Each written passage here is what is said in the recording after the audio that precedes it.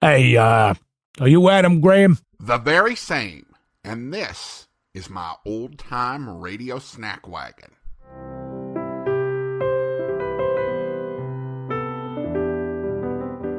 Welcome to the old-time radio snack wagon, where we serve up a bite-sized portion of old-time radio.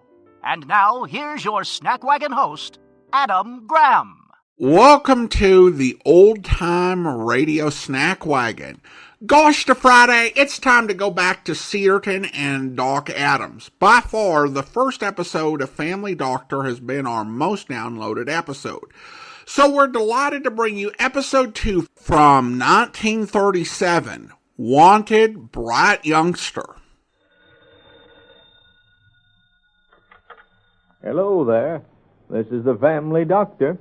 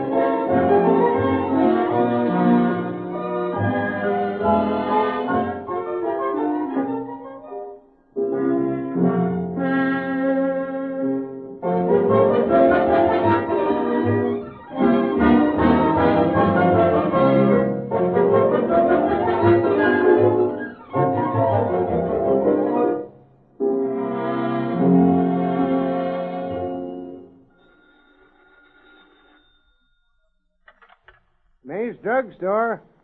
Yeah, this is Pete May. Oh, hello there, Miss Adams. Yeah, he's here. Just came in. Doc Adams, your wife's on the phone for you. Oh, thanks, Pete. Yeah. Hello, Lou. No, I won't forget. I've got a note in my medicine bag, one in my small change pocket, and one inside my hat. All right, dear. I won't forget. Goodbye. Mrs. Adams thinks I'll always forget everything she asks me to do for her. Of course, I do. Just once in a while, when I have something on my mind, like an operation or something like that, but... Wait a minute. Now, what was it she wanted this time? Let me see. Where's that note I left in my hat? What hat, Doc? Huh? What? Well, gosh to Friday. I must have left it over to the Rankins. You maybe got something on your mind this time, Doc, but it sure ain't your hat. Wait, now, here's another one of Lou's notes. Let's see. Note interest. She's right, as usual. I've got to pay my interest at the bank today, or Sam Windsor might foreclose on me. Say, if you wait a sec till I get my apron off, I'll run over to the bank with you. Got to get my deposit in for closing time. Go ahead, I'll wait. Say, Pete, what do you do with your customers while you're gone like this? Oh, just let 'em wait. All it says is how the ones that don't wait just probably want a postage stamp. Well, here I am. Let's go, Doc. Wait till I lock her up tight as a drum. Okay, I'm ready. You know, Pete, well... Oh, well, it isn't any of my business. What's sticking in your craw, Doc? Well, it just appears to me that you'd be giving the folks of Cedarton a lot better service if you had some bright youngster to help you at the soda fountain and make your deliveries for you and sort of help out all around. Oh, well, I suppose I would, but dang it, I tried a couple of years ago, and every one of them that applied had some sort of highfalutin idea about how much it was worth or getting off Saturday afternoons or something. I don't know what's got into the younger generation. Oh, gosh to Friday, Pete, there's nothing the matter with the younger generation. That just goes to show that you're getting on in years when you talk like that. Well, I don't know, but it sure seems like to me that there's a lot more wrongdoing by young folks nowadays than there was when I was a shaver. Maybe there is, but that's your fault. Huh? My fault? And mine. If there's anything wrong with the world these young folks were born into, it's you and me that made it that way, not the young folks. Yeah, well, here we are at the bank. All right, Pete. We'll talk about that subject some more sometime. Oh, sure, Doc. Sure thing, you know. Well, so long. Hello there, Doc. I bet I'll know what you're here for. Yes, I guess you do, Sam. But you must have closed court early today. Well, there wasn't anything on the calendar, so I declared a recess until tomorrow. Come on over to my desk, and I'll make you out a receipt. There must be strangers in Cedarton. Why? Nobody but you owns an automobile that'll go that fast, Sam. Doc, you're All right, don't nobody move. Great Godfrey Bandit. I'm in transition to get busy. But if you stay right where you are, nobody will get hurt. What can I do? All right, What can I boys, move do? it up. I'd say if you try to do anything, Sam, you won't be opening any more courts. You over there, pipe down. I don't want no more. Buster, who did that? Come on, boys, make it snappy. We gotta get out of here. Don't get excited.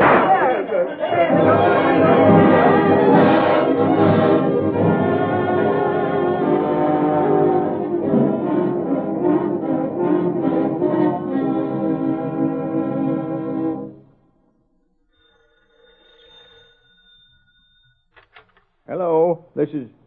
Oh, hello, Lou. Yeah, I was there all right. Oh, I'm fine. No, nobody got hurt that I've heard of, and I guess I'd have heard. Well, I'm just cleaning up a few things, and then I'll be right home. All right, honey, you go on to bed then. Good night.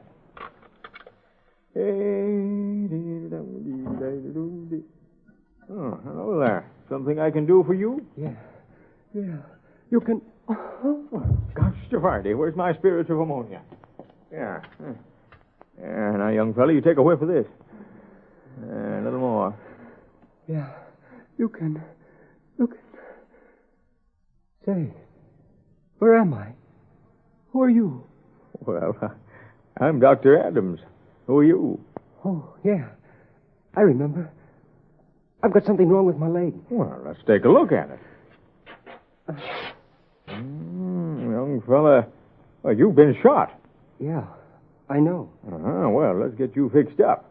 Yes, sir. Now, what'd you say your name was? I didn't say. Oh, that's right, you didn't. Of course, I've got to have it for my records. Yeah? Well, just put me down as Johnny Jones. Johnny Jones, huh? Certainly a lot of you Joneses in the world. Where'd you all come from, huh? Oh, this'll hurt a bit, all right. Can't help it. Sorry. There. How'd you get this, Johnny? Me? I was hunting. Hunting, huh? Yeah. Oh, I didn't know there was any elephants around here. Elephant? Must have been pretty big game you were hunting. This is a bullet from a .45 automatic pistol. Yeah. Well, let's quit talking about it and get me out of here. Oh, I'm hurrying as fast as I can, youngster. I'm no youngster. Oh, no? No, I guess you're not. By the way, I need this for my records, too. How old are you? 19. 19? Yeah. Of course, if you were hunting today, you didn't hear about the bank robbery in Cedarton this afternoon. Yeah? Yeah, nobody harmed, though. Leastwise, none of the Cedarton folks. Now, this is going to hurt quite a bit. I got to be sure that wound's sterile. Say, now, gosh, to Friday, that couldn't have hurt that much. All right. You've got me. I was with them. I was their lookout. Go ahead. Turn me in. Turn you in? Oh, you won't have to go to bed. That's just a flesh wound. You got a place to stay tonight? Stay? Oh, yeah, sure. Yeah, I've got a place to stay. Well, that's fine. Now, good night. How much do you? Oh, we've just called this an emergency. Good night, Johnny. Good night, Doc. Thanks.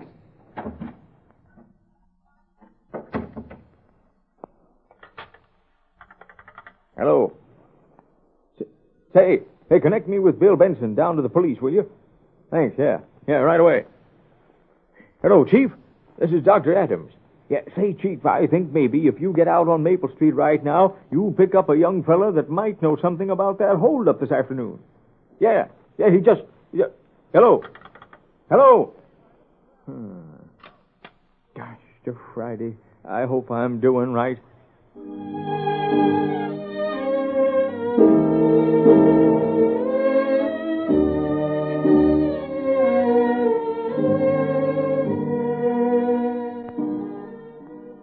Hey, Doc, what'd you want me to come up to court for? Be quiet, Pete. Judge Windsor's just about to open court. Well, all right, but I'd like to know what it's all about.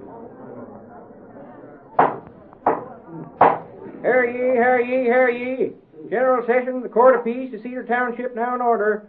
Judge Samuel Windsor presiding. Quiet. What's the first case? Well, the first and only case is the People versus Jones. Johnny Jones, to be exact. Who's the complainant? State, Your Honor. Complaint's on your desk there. Oh. Who's the first witness? Well, the first and only witness is Dr. Grant Adams. Dr. Adams, take the stand, please. Raise your right hand. You swear in the cause now, hearing to tell the truth, whole truth, nothing but the truth? I do. Dr. Adams, you treated a young man for a gunshot wound several nights ago, didn't you? Yes, I did. Did he admit to you how he was wounded? Yes, he did. He said he'd been hunting. Did he say anything about having participated in any holdup or robbery or anything of the sort? Any committing of a felony? No, sir. He didn't admit anything of the sort. Is that all the testimony you have to offer? Yes, I guess that's all. That's all, Dr. Adams. Thank you. Is there any other witness to appear in this case? Case dismissed for lack of sufficient evidence. Court will recess till noon tomorrow at 10 o'clock. I'd like to see the former prisoner and the witness in my chambers at once. You better come in too, Pete May. That'll be all for now. Come on, Pete, quick. Come on, quit asking questions. Come on, Doc. Come in, Pete. Shut the door. Well, Doc, have you got anything more to say? Oh, well, I've got a little story I'd like to tell. Seems like about 19 or 20 years ago, I was called over to Dunlap County. A young wife was just about to have a baby. Her name was Kemp, Martha Kemp. Her father's name was Ben. It was a fine youngster. They named him Johnny. I haven't heard about this little family for about 5 years, but I did hear then that the mother had died and the young father was killed in a landslide when he was working some sort of mine over near Dunlap. Nobody seemed to know anything about the youngster, except he'd gone to the city. Funny how young folks change, isn't it? Well, I guess that's all. Doc, is that the truth? That's the truth, Johnny. How'd you know? Here's your wallet, Johnny. You dropped it when you fell into my office a few nights ago. Gee, thanks. Say, by the way, Pete, you were telling me you were thinking of hiring some bright youngster to work in your store, weren't you? That's right, Doc. Well, what do you think of Johnny here? I think he'd be first rate. Yeah, I think so, too. Say, Sam, I never did get that receipt for my interest. We had a sort of an interruption the other day. Can you give it to me now? Sure, Doc. Come along. Gee, Pete, ain't he swell? Yeah, Johnny. He's swell.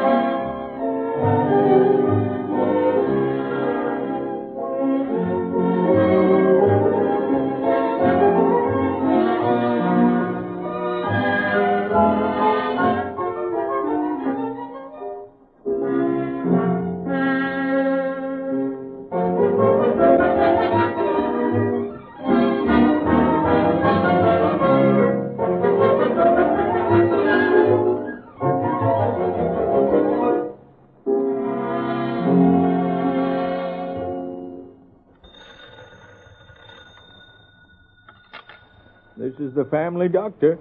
I'll be in to see you again right soon. Goodbye.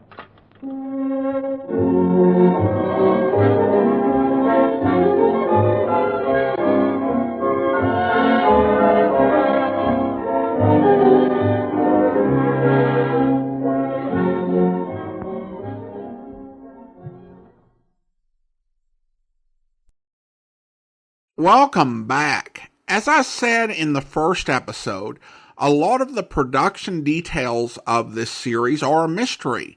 But there's one thing that this episode suggests by the presence of John Gibson. I didn't recognize the voice the first time I heard this series, but having listened to all of the circulating episodes of Casey Crime Photographer, where John Gibson played Ethelbert, I recognized that Pete was played by the same actor.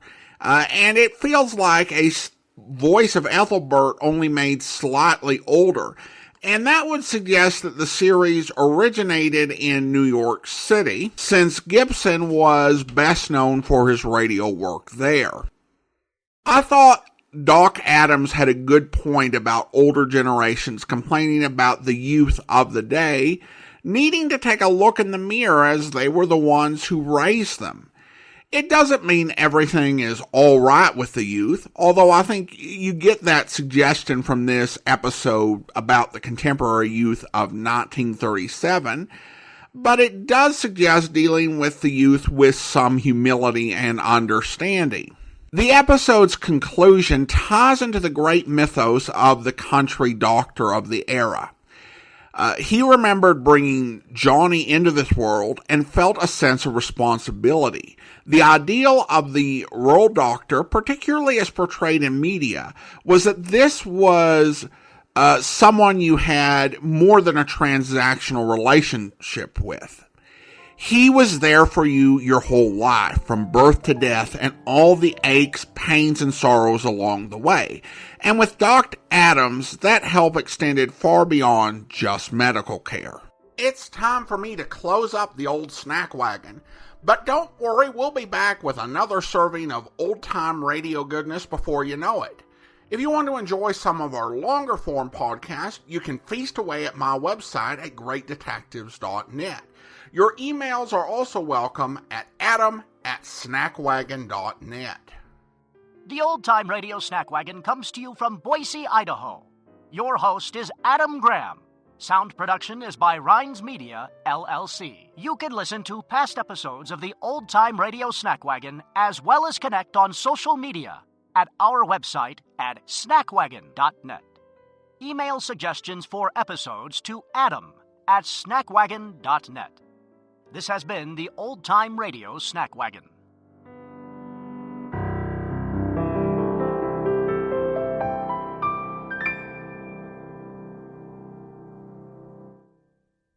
Until next time, goodbye.